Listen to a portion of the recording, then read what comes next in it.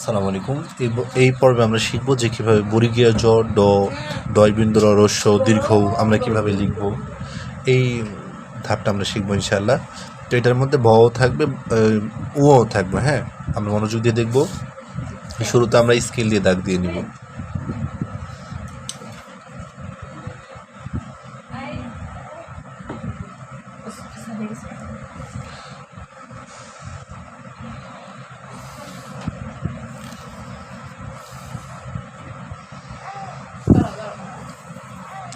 সোজা করে আমরা স্কেল দিয়ে দাগ দিয়ে নিয়েছি। তারপরে হচ্ছে আমাদের কাজ, আমরা ড বর্ণটা লিখব। ড দিয়ে আমরা অনেকগুলো বর্ণ লিখতে পারবো ইনশাআল্লাহ। আর ড বর্ণটা আমরা কীভাবে লিখব আমরা পেন্সিল দিয়ে দেখে নিই, তারপর ইনশাআল্লাহ মার্কার দিয়ে দেখব। তো শুরুতে আমাদের কাজ হচ্ছে আমরা মাত্রা দিয়ে নিব। মাত্রা দেওয়ার পর এটাকে আমরা সোজা করে নামাবো। ড বর্ণের ক্ষেত্রে এটা সোজা হবে, বর্গীয় জের ক্ষেত্রে এটা বাঁকা হয়।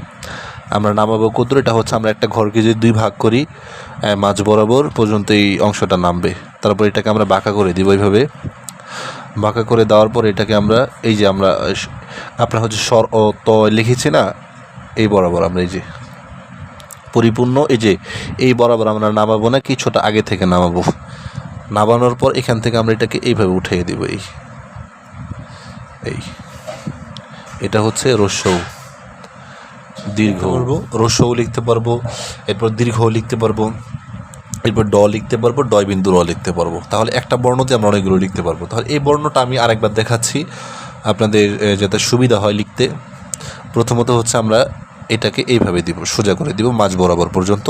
যে মাঝ বরাবর যে ঘরটা থাকে, আমি একটা ঘরকে দুই ভাগ করলে, আগে বলছি যে এটা কোনো দাগ না, আমি একটা ঘরকে দুই ভাগ করলে দুই ভাগ করলে এই এক ভাগে আমি এই অংশটা আনবো। আনার পর এটাকে আমি হালকা বাঁকা করে দিব। তারপর এটাকে আমি এইভাবে আনবো। এটা আমি কতটুকু আনবো, এই যে এই অংশটা আছে, এই অংশটা থেকে কিছুটা আগে নামাবো। হ্যাঁ, যদি একটা দাগ দিই বরাবর, দেখেন অনেকটাই আগে আমি নামাবো। নামানোর পরে এটাকে আমি এইভাবে উঠিয়ে দিব। ওঠানোর পর এখানে আমি দিলে এটা হ্রস্বও হবে, এদিকে দিলে দীর্ঘও হবে, আর এদিকে দিলে এটা কি হবে, ডয়বিন্দু র হবে। এরপর এটা শুধু কিছু না দিলে ড হবে। তাহলে আমি এখানে প্রায় 4টা বর্ণ লিখেছি।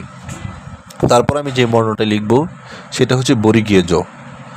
বর্গীয় জর ক্ষেত্রে একটু ভিন্নতা আছে, সেটা হচ্ছে বর্গীয় জর ক্ষেত্রে এই অংশটা একটু বাঁকা হয়। এটা আমি একটা ঘরকে দুই ভাগ করব, ভাগ করার পরে এই অংশটা কিছুটা বাঁকা হবে। বাঁকা হওয়ার পরে এখান থেকে আমি এটাকে এইভাবে নিব।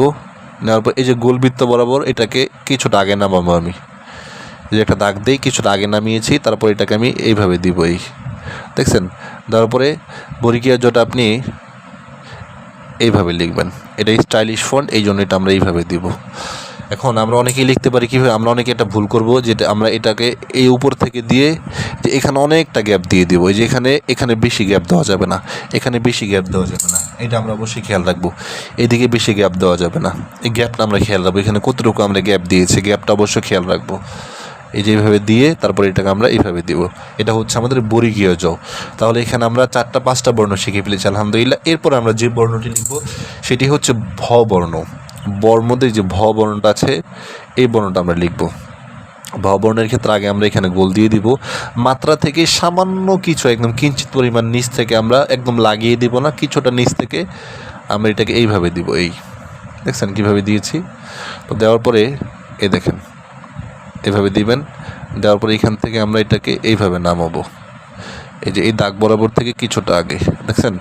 তারপর এটাকে আমরা এইভাবে দিব।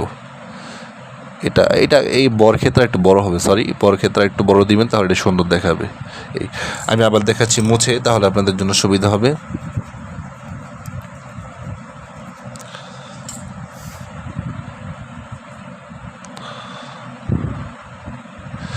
ভ বর্ণের ক্ষেত্রে একটু বড় হবে। হ্যাঁ, ভ বর্ণের ক্ষেত্রে একটু বড় দিয়ে তারপর আমরা এটাকে এইভাবে আনবো।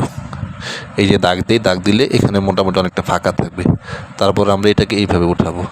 তাহলে এখানে ভ বর্ণ আমরা এটা দিয়ে লিখতে পারবো। এরপরে আমরা এই অংশটা দিয়ে আরেকটা বর্ণ লিখতে পারবো, সেটা হচ্ছে উ বর্ণ। উ বর্ণ আমরা কীভাবে লিখব, উ বর্ণটা শুরুতে হচ্ছে আমরা এই অংশটা দিব। এই যে এই অংশটা মাঝ বরাবর, একটা ঘরকে আমরা দুই ভাগ করে মাঝ বরাবর পর্যন্ত আমরা এই অংশটা দিব। দেওয়ার পর এখান থেকে সেম ওই যে আপনার এই ড, হ্রস্ব, দীর্ঘ আছে না, সেম কাজ সেম। আপনার হচ্ছে এই যে অংশটা থেকে কিছুটা আগে আমরা নামাবো। নামানোর পর এখান থেকে আমরা এটাকে এইভাবে উঠিয়ে দেব। এই হচ্ছে আমাদের উ।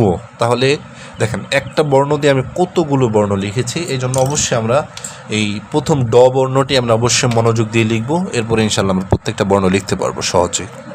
তো মার্কার দিয়ে দেখাচ্ছি কীভাবে লেখা যায়।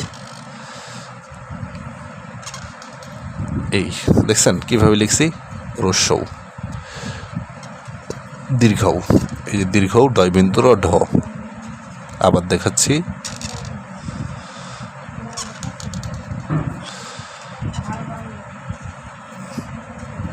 এরপর হচ্ছে বর্গীয় জ। প্রথমত মাত্রা, তারপরে এই অংশটা এই দিলাম, দেওয়ার পর এখান থেকে এইভাবে উঠিয়ে দেব, এই যে বর্গীয় জ। এরপর হচ্ছে ও। আচ্ছা, বর্গীয় জর ক্ষেত্রে এই যে এই অংশটা আছে কিছুটা একটু নিচে নামিয়ে দিবেন, তাহলে এটা সুন্দর দেখাবে।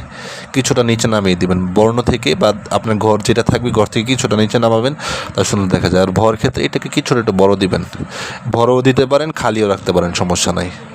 এই যে দিলাম, দেওয়ার পর এখান থেকে এই দিব, এই যে ভ। এরপর আমরা লিখব উ বর্ণটি, এই যে উ বর্ণ, এটাকে আমরা এইভাবে দিব, দেওয়ার পরে এখান থেকে এইভাবে এনে তারপরে এইভাবে উঠিয়ে দেব। এই হচ্ছে আমাদের উ বর্ণ। তাহলে এখানে আমরা অনেকগুলো বর্ণ লিখেছি। ইনশাআল্লাহ এই বর্ণগুলো প্র্যাকটিস করলে আপনি লিখতে পারবেন। পরবর্তী ভিডিও দেখার জন্য অনুরোধ থাকলো। আসসালামু আলাইকুম।